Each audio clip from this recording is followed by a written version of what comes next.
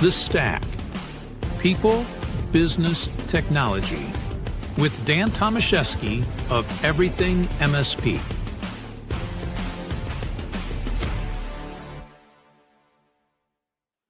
Hello, everybody. Dan Tomaszewski here with Everything MSP. Welcome to another episode of The Stack, where we focus on people, business, and technology. Today, we're going to dive into a topic that every MSP feels, every MSP debates, and every MSP has strong opinions about, and that's vendor relationships. For MSPs, most MSPs, vendors are seen like a line item or a transaction, something you buy, something you deploy, something that you hope doesn't break down at 2 a.m. But in today's market, that mindset is truly outdated. The best MSPs in the industry don't expect, I should say, to buy from vendors. They expect to partner from them. And true partnerships is what it's all about. So they expect a lot. They deserve a whole lot more. And to break this down, I am joined with somebody who's been spending years in the trenches helping MSPs become more profitable, have focused on developing those strategic relationships. And I have Mr. Mike DePalma, who is president of SMB Business Development with OpenText. How you doing today, my friend? I'm very good, Dan. How you doing? I'm doing awesome. It's great to have you here. And we are talking about a topic that, hits home for so many MSPs. And I before we really jump in, I'm going to just kind of break it down a little bit more. Overall, when you think about it, vendors are one of those few relationships that are, can have a direct impact on margin, operational efficiency, the client experience, and even sales velocity. And yet, MSPs don't always leverage that. Even 50% of what their vendors could be doing for them that they're taking advantage of. And today's goal really is simple, just to help MSPs, demand more, expect more, and utilize more from the vendors that they choose, that they bring into their stack. And that's where we're going to jump into. So without further ado, let's kick things off. Let's start with the data. So I guess with that data, what are third-party studies and surveys showing about top things that MSPs should be thinking about when selecting a vendor today? Yeah, it's interesting, and I'll reference two different studies because they actually line up with what the channel is saying. So we partnered with Canalys earlier in the year to do kind of a state of the channel report, talk to MSPs about what they thought about their own business, but how they wanted to interact with vendors. And then we also, as we're revamping our partner program, we brought in Channel Master to do some focus groups and things like that. So we knew if we were going to make changes, they were actually moving the needle. And both of them confirmed that the top three things that MSPs are looking for in a vendor, number one was ease of doing business. Number two was their relationship with their vendor, typically with their account manager, but just overall. And number three was profitability, which was interesting because as all of us vendors are out on the road, and even when we're told, hey, talk about how you're going to make these MSPs money. And obviously that's the end of the day, that's what, we're all trying to do. But both studies independently show that ease of doing business and relationships with their vendors were the top two reasons that they selected and stuck with the vendors that they have in their stack. So it was interesting. Which one jumped out at you the most and surprised you the most? I would probably say the focus groups, because every vendor's trying to revamp their partner program and that. And, I'm in a couple different communities and we're all trying to brainstorm on that. So I said the easiest way to do it is let's just talk to them directly and not have us be involved. So we were talking to OpenText partners and non-partners. And it was good to confirm what the previous report had said. And, that's as we're trying to craft our partner program right now, those are the things that we're weaving into it. That's awesome. And holding those focus groups is so critical. I know it sounds cliche to say, having the finger on the pulse of your client, your partners, but, in reality, that's what we need to be doing with all relationships, having a good understanding of what they're looking for. And I think MSPs should understand this because, you think about, their relationships, the relationships they have with their clients, are the same type of relationships that you as a vendor are wanting to have with MSPs, right? Exactly. And I think a lot of the successful MSPs, one of the running themes is that most of them have really strong relationships with their vendors. And I think, a lot of times as an MSP, I understand, like, why am I putting in the effort to make this partnership work? But it tends to be, and you've seen it, a common theme of these successful MSPs that they know, who they need to contact. They know exactly what the roadmap looks like if something goes wrong. I mean, look, as vendors, anybody that tells you that we're never going to screw up is lying to you. But when you have that strong relationship, there's a little bit more trust in the fact that, hey, I know they're going to make it right. Everybody messes up. I know they're going to make it right. And it tends to just help out your business in general, both from the vendor side and those relationships, and vice versa, the MSPs and how they run their business. Yeah, absolutely. And, when you think about it, I mean, we all do make mistakes, like you said, but it's how you handle that situation that makes or breaks the relationship.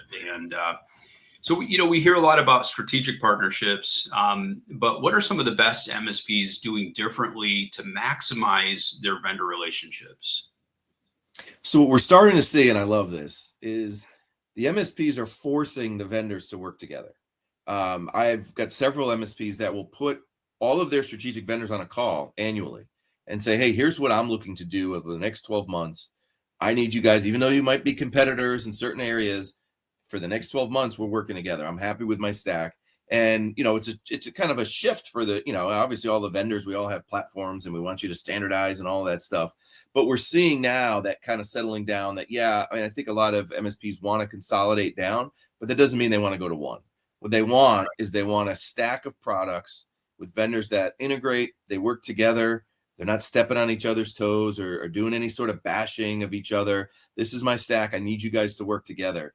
And that's been something I've seen. There's a couple MSPs that have been doing that for a while, and we're starting to see more and more of that.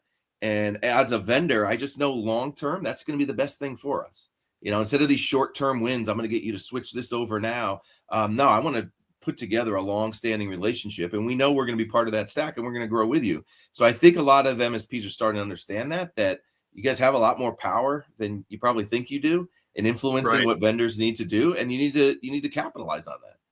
Yeah. And again, I want to take it back to the MSP, to their client relationship. I mean, when any client of an MSP is not satisfied, or there's some areas that they feel that could be better, the first thing they do is they talk to the MSP. And I mean, it's communication, and it comes down to that, as having a discussion, not jumping out to social media and, doing some blast, because that doesn't get you anywhere. It comes down to having a true conversation, with them and saying, hey, things didn't go well with this. What can we do about it? Because the vendor is going to listen. I mean, the vendor knows that if they can't take care of you, they're not going to have you as a lifelong customer. So yeah, absolutely. And, and there's clearly there's been a big shift in the last few years. Large vendors, even enterprise vendors, are suddenly all in on the channel. What would you say is driving that shift, and why is this happening now? Yeah, I think a lot of the vendors are just seeing the market in general. And I think a lot of the larger vendors were slower to understand the opportunity of the SMB market, and also the role that the channel plays in it. And so I'm lucky enough, I sit on a channel executive council. It's a bunch of channel leaders from a bunch of the different vendors, both channel only and some of them the big ones, right? The Microsofts of the world, Dells, HPE. And when you look at the opportunity for tech companies, the opportunity lies within the SMB community. It's growing multiples faster than the enterprise space. And so now everybody's saying, okay, well, here's where the money's to be made. How do I get down there? If you're a large vendor, scalability wise, it doesn't make sense for you to go try and sell into a 50-seat manufacturing firm.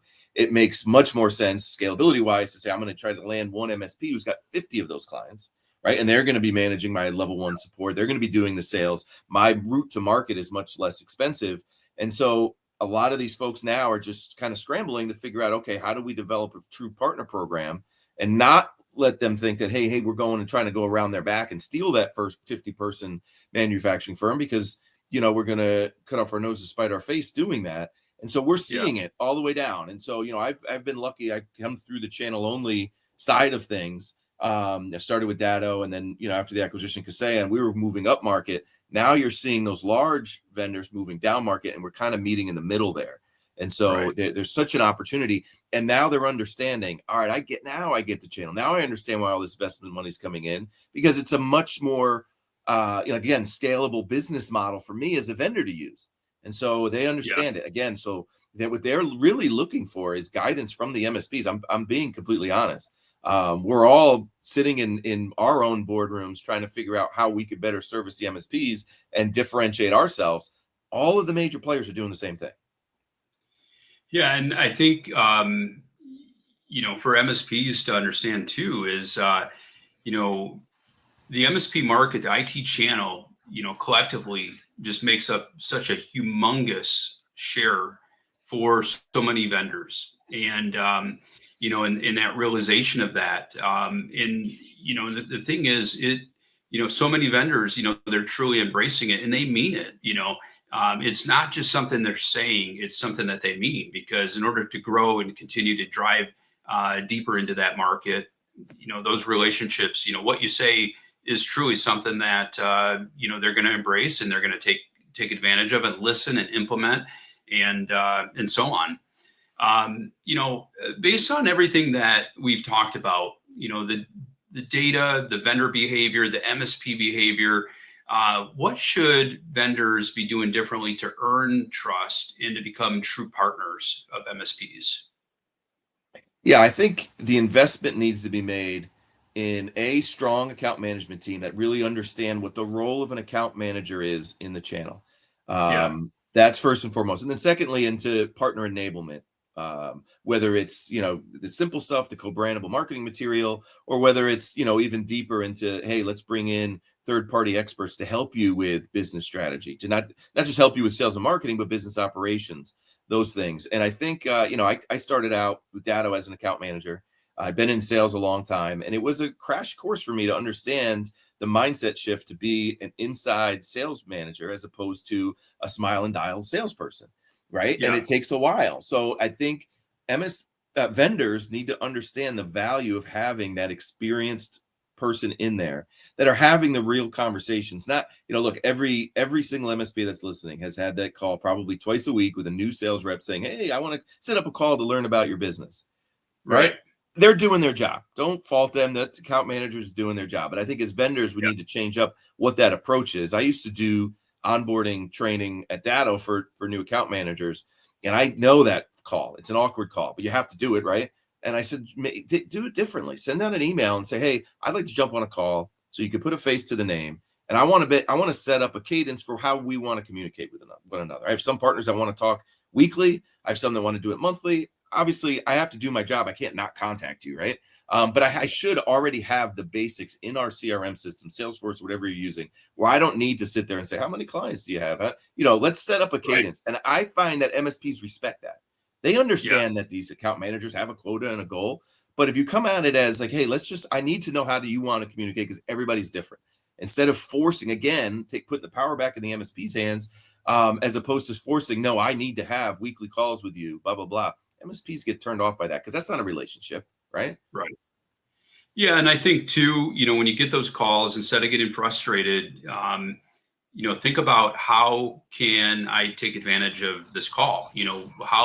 What is it in my business that, Mike could help me out with, because he's here to help me grow the business. He's helped me to be, more efficient, more secure, more profitable, deliver a better client experience through leveraging the products that they have. So take the call, or if the timing isn't right, just shoot a message to them and just say, timing just isn't right. I would love to talk to you. How about this time? Throw out some options, and don't just disregard it, because they are there to help. Any suggestions, any other, thoughts in that area as far as, not pushing back and not feeling like, oh, they're just going through the motions? Yeah, I have a good buddy of mine, Mike Bloomfield. He runs an MSP out in Staten Island, and he's very involved. He's very locked in with all of his vendors. And I asked him, we actually just started a podcast. He's not even an OpenText partner. He's just a buddy at this point. I will get him Yeah. eventually. But I asked him, and I was like, "You're just a good guy." And he says, "No, it's a business strategy. I know Yeah. that if I develop these relationships with all my vendors, and I do extra things, I go out and do testimonials, and I'll go to their road shows and things like that, it'll pay itself back to me as an MSP in that relationship, because I know I can call them and they're going to pick up the phone. I know that if I have an idea for an MDF, I built that relationship, they're going to take a chance on funding that." And so it actually is not just out of the goodness of Mike's heart, even though he's one of the best guys I know. It's a business strategy. And so taking those calls, and again, that vendor should be listening 80% of the time on that call, trying to understand it. But kind of move, you're the captain of this relationship. You're the captain of this ship. Work with that, and most good account managers will appreciate that. The blunt honesty of like, "Hey, I'm taking this call, but this is what I want to get out of it. Let's set a quick agenda so that it's efficient and not just word vomiting on me all these great new features. Here's what I need out of this call, whether it's tech support, whether it's go to market, whether it's understanding how to position it. Let's have a real agenda." And I'm telling you, it's a common theme of the successful MSPs. Go to one of these events and look at the folks that are standing on stage winning MSP awards. I'm going to the TMT gala later this week. And what's the common theme? They've got these strong relationships with their vendors. Yeah.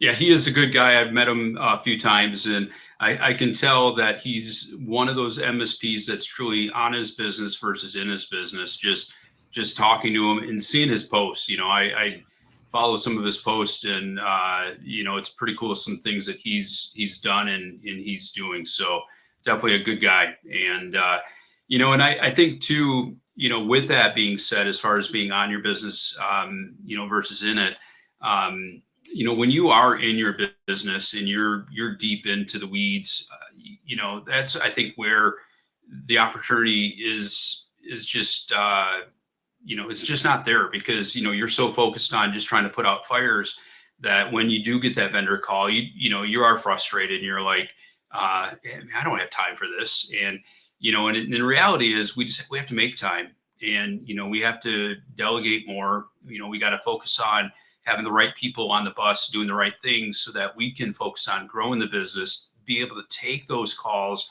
develop the cadence that we find would be necessary. And you mentioned too, not every vendor is going to want to have a weekly conversation. Maybe it's quarterly, maybe that's just quarterly is enough for what you need to achieve. But at least they know what you're looking for, and that makes all the difference in the world.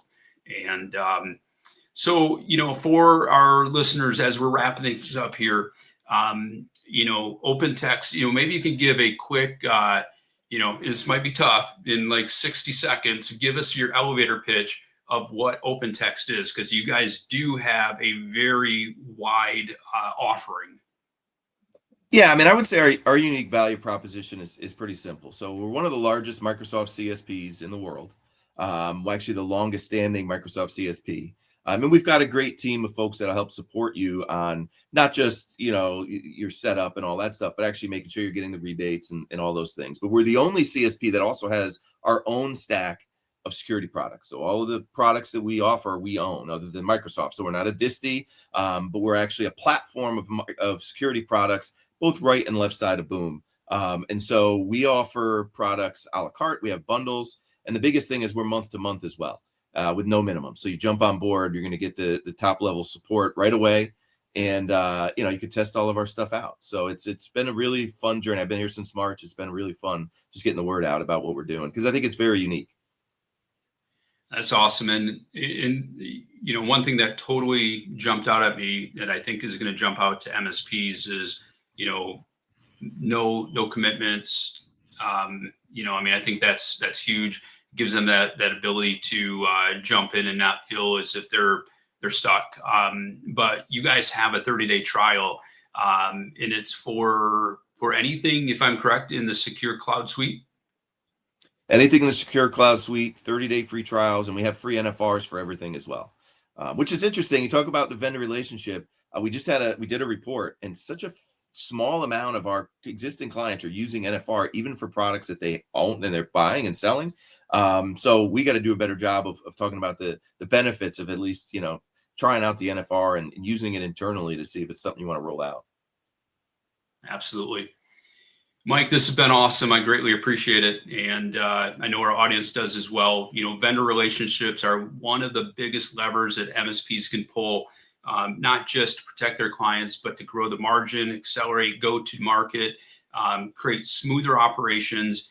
And, hearing the data behind what MSPs are actually valuing today is hugely helpful. For everybody listening, I want to thank you for your time. Mike, thank you for your time as well. And everybody have a great rest of your day. Until next time, we'll talk to you soon. Take care. Thanks, everybody.